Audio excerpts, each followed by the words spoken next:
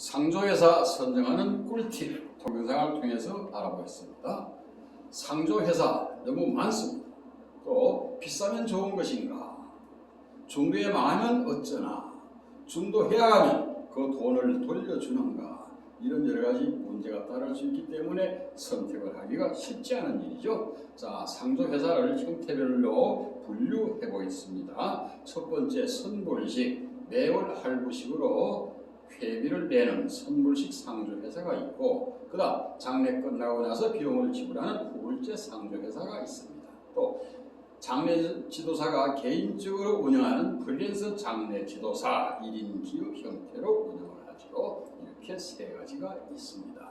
그러면은 이 중에서 어디에 가입할 것인가? 모두 지가 제일 잘하고 가장 싸다고 가장 좋다고 광고합니다.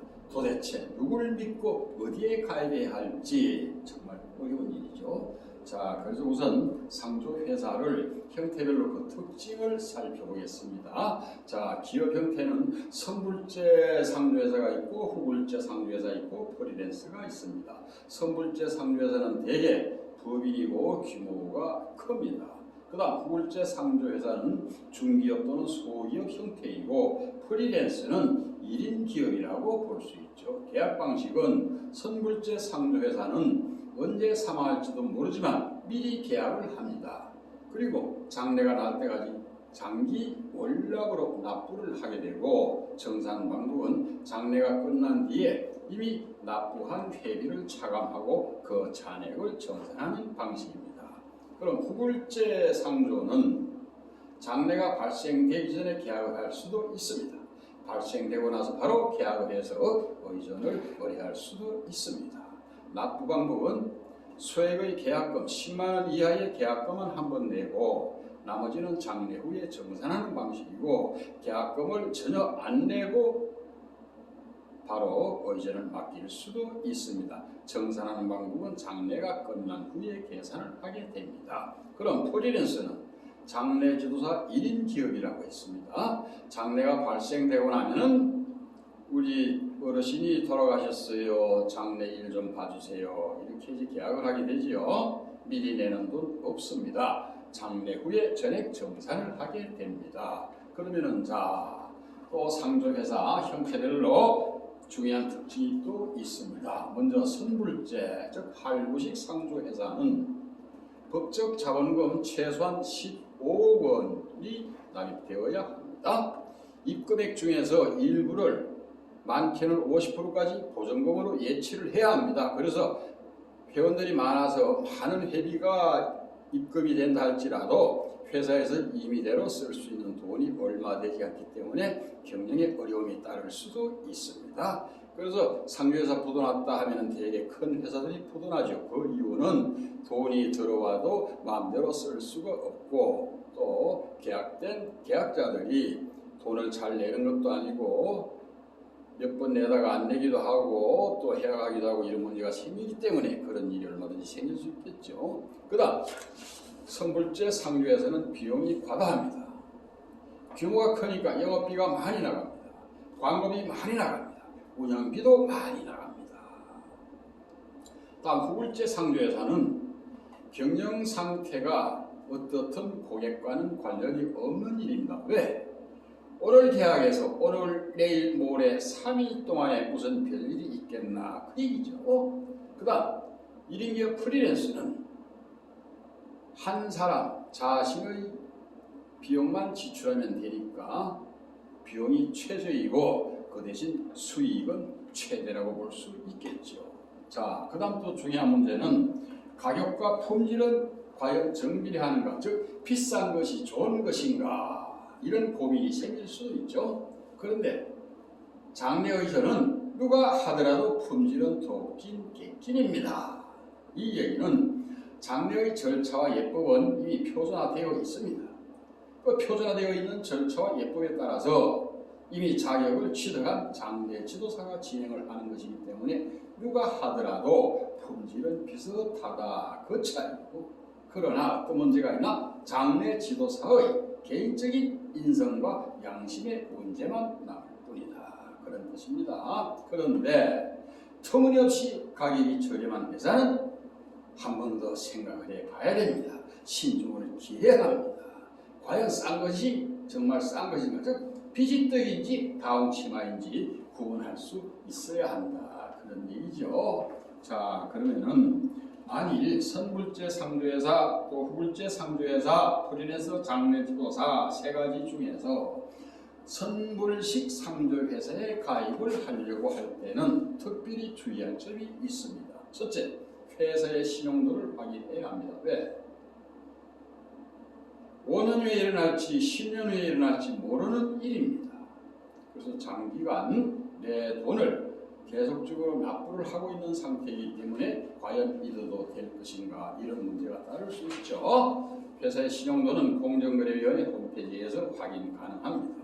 한국거래법에 근거하여 등록된 회사인가, 소비자 피해 보상보험 또는 공제조합에 가입되어 있는가, 그 다음 직업 여력 비율이나 부채 비율 등 기본 재무 상태를 확인을 해봐야 됩니다. 그리고 용품과 서비스 내용에 대해서도 확인을 해봐야 됩니다.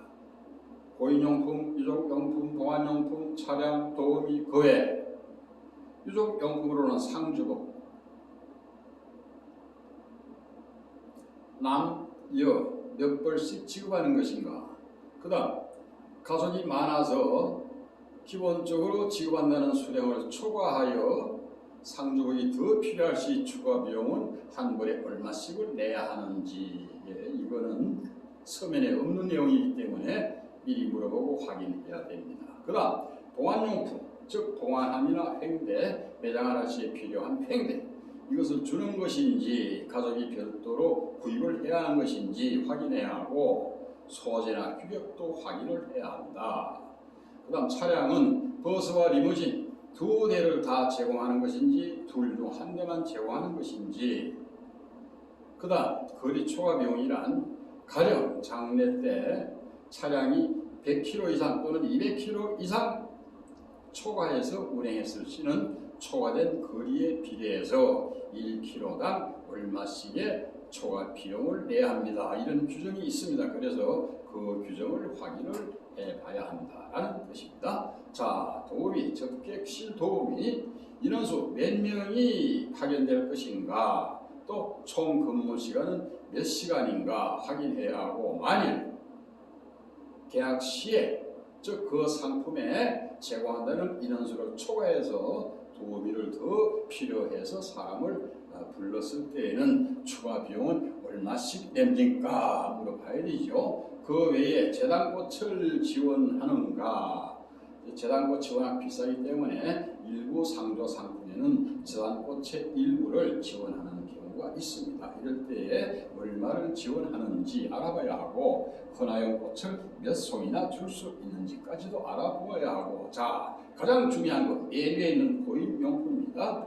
수위와 관의 소재와 규격을 확인하시고, 언제 계약할 때 수위는 어떤 소재로 주는 것인가, 관은 소재가 어떤 것인가, 그 다음에 나중에 장례가 발생했을 시 입관 시에 현품을 확인하면 되겠죠. 이거 쉬운 일이 아닙니다만은, 그러나 분명히 서면상으로 확인한 다음에 입관 시에 내가 확인하겠습니다 해서 못을 박아 둬야 한다. 자, 구두로 약속한 부분은 무슨 뜻입니까? 계약상에 이 지금 가운데 이 사항들, 수의나 관, 상주와 보안하기 이런 것들은 전부 계약서상에 전부 기재가 되어 있습니다. 그러나 오른쪽에 있는 이러한 내용들은 계약서상에 없는 내용도 많습니다. 그래서 계약서상에 기재가 되어 있는 부분은 상관이 없지만, 계약서상에 기재되어 있지 않은 부분에 대하여 확인한 부분은, 약속한 부분은 기록을 하고 쌍방이 서로 확인을 해야 한다. 이래야 차질이 없다 하는 얘기고, 그 외에 또 특별히 주의할 점은 무엇인가? 자, 언제 치를지 모르는 일이죠. 그래서 결정을 할 때는 그야말로 신중을 하고 신중을 기하라 그 얘기이고, 수개의 회사, 즉 상조회사 한 군데 만나서 계약할 것이 아니라 3개, 4개 회사의 상품을 비교해보고 가입을 하라는 것입니다. 다음, 중도에 해약할 시 또는 만기가 되어서 해약할 시 환급 규정을 확인해야 한다. 내가 10번 넣고 해약하게 되면 돈 내줍니까? 몇 프로 내줍니까? 만기되고 나서 해약하게 되면 장례 안 치르고 내가 돈으로 달라 할 시는 전액을 다 줍니까? 얼마를 감액하고 내줍니까? 미리 확인해 봐야 됩니다. 해서 서면에 없는 내용은 반드시 기록하고 쌍방 확인해 두는 것이 좋겠다 하는 점을 말씀드립니다. 자, 상조회원으로 가입하고 나서 몇 번 넣다가 중도에 해약하는 사람 상당히 많습니다. 중도에 해지할 것이라면 아예 가입하지 말라. 중도에 해지하면 고객도 손해보고 회사도 손해보고 영업자는 엄청난 피해를 입는다. 아는 사람이 부탁한다고 상조나 보험에 가입했다가 수차례 납입하고 중도에 해지하는 사람 엄청나게 많습니다. 정말 많습니다. 영업사원 죽이는 꼴입니다. 이런 사람이 오히려 생색은 더 내지요.